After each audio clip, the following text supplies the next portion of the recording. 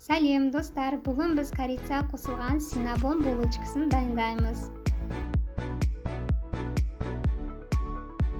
Ең әуелі аппарат дайындайтын боламыз. Ыдысымызға дрожжі, қант, аздаған ұн, жылы сүтімізді құйып, жақсылап араластырып, бетін жауып, жылы жерге 15-10 минутқа көтерілгенше қоя тұрамыз. Аппарат дайындаған кезде дрожжыға аздаған қант салып дайындаған дұрыс. Себебі дрожжы мен қант бір-бірін жақсы көреді, сондықтан сәтті аппарат дайын болады. Міне көріп тұрғандарыңыздай көпіршіген 2 есеге ұлғайған аппарат дайын болды. Енді дайын аппаратымыздың үстіне жұмыртқамызды, қантымызды, бөлме температурасындағы сары майды, тұзымызды салып, жақсылап араластырамыз.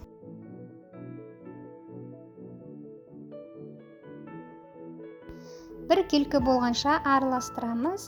Енді ұнымызды аз-аздан бөліп сала отырып, алғашында венчикпен араластырамыз. Венчикпен араластыру аздап қиындай бастаған кезде, әрі қарай қолымызбен илей бастаймыз.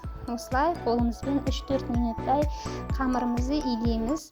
Қолымызға аздаған жабысатын осындай қамыр, жұмсақ қамыр илеп, бетін жауып, тағы да 1 сағатқа көтерілуге қоямыз. Қамырымыз әдемі үлпілдек болып ашыды 1 сағаттың ішінде. Енді үстелдің үстіне аздаған құрғағынды сеуіп, қамырымызды сонда төгеміз.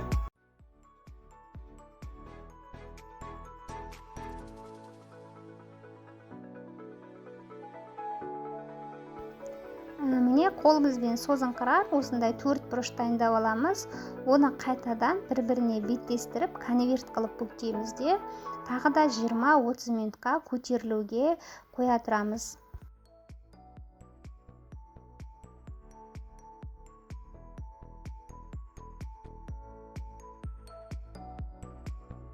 Міне қамырымыз екінші қайтара көтерілді. Енді үстелдің үстіне аздаған құрғағын сеуіп, қамырымызды оқтаумен жаза бастаймыз.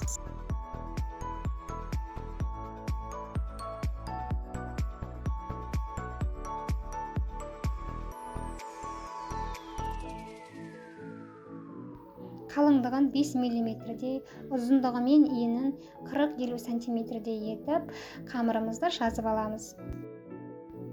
Енді синнабонымыздың начинкаларын дайындаймыз. Қоңыр қант пен кәдімгі қантты және корицаны бір-біріне қосып, жақсылап араластырамыз. Қоңыр қантты тресниковый сахар деп те жатады. Енді бөлме температурасында еріп тұрған сары майымызды тестіміздің бетіне жағамыз.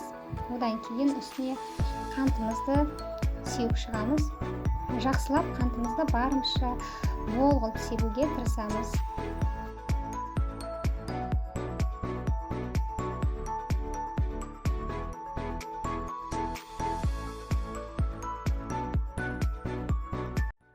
Тестімізді бір шетінен бастап, соңына дейін ораймыз рулет қылып.